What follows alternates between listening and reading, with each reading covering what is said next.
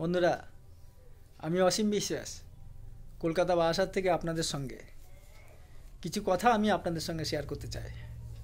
যদি ভালো লাগে শুনবেন, ভালো না লাগলে স্কিপ করে চলে যাবেন। আমার মন বলে যদি কথাটা শোনেন তাহলে আপনাদের ভালো লাগবে।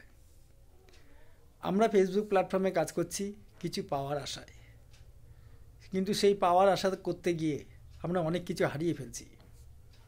অনেক বন্ধুবান্ধবরা আছে, তারা ফেসবুক প্ল্যাটফর্মে কাজ করতে করতে কোথায় হারিয়ে গেছে তাদের আর খুঁজে পাওয়া যাচ্ছে না। হারিয়ে যাওয়ার পিছনে অনেকগুলি কারণ আছে, তা সেই কারণগুলি আমি আপনাদের সঙ্গে একটু বিশ্লেষণ করব।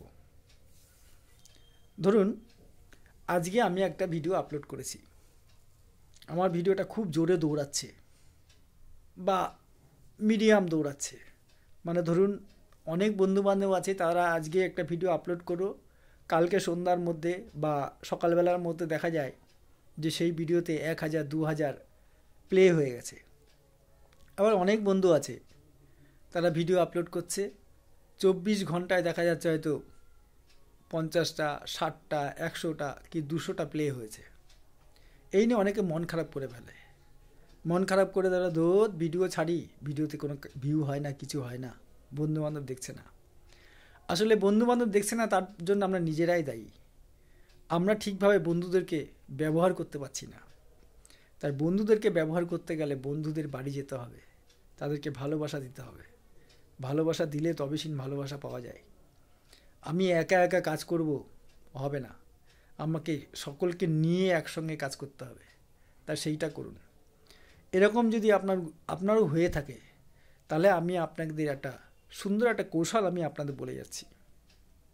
ফেসবুকে দেখা যাচ্ছে আজকে আপনি যে ভিডিওটা আপলোড করেছেন সেটা খুব ভালো দৌড়াচ্ছে, কিন্তু কালকে সেই ভিডিওটা আর দৌড়াচ্ছে না, কারণ কালকে তো আপনি আবার 2খানা রিল ছাড়বেন।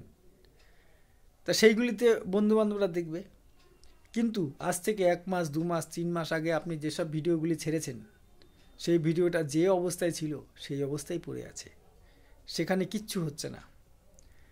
তাই আপনাদের একটা কৌশল আমি বলে দিচ্ছি। যদি পারেন আপনি সেই ভিডিওতে আবার যাবেন, গিয়ে দেখবেন যে সেখানকার ভিডিওতে কতগুলো ভিউ হয়েছে। ভিউ দেখবেন, ভিউ দেখার পরে দেখবেন কারা কারা সেই ভিডিওতে কমেন্ট করেছে বা কারা কারা সেখানে লাইক বা রিয়াক্ট দিয়েছে। সবই তো দেখা যায়, এতদিন কাজ করছেন সব জেনে গেছেন, কে কমেন্ট করছে কে রিয়াক্ট দিচ্ছে সব দেখা যায়। তা যারা রিয়াক্ট দিয়েছে তাদেরকে একটু নক করবেন, আর যারা কমেন্ট করেছে তাদেরকে নিশ্চয়ই আপনি রিপ্লাই কমেন্ট করেছিলেন, সেই রিপ্লাই কমেন্ট আবার করে দেবেন। আর যদি পারেন আপনার ভিডিওতে আপনি নিজে একটা রিয়াক্ট দিয়ে দেবেন।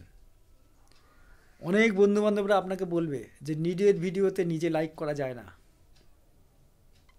এটা টোটালি ভুল কথা। আপনার ভিডিওতে আপনি লাইক করতে পারবেন। কেন করবেন না? কারণ সেই ভিডিওটা বসে আছে, আর চলছে না, এক জায়গায় দাঁড়িয়ে আছে।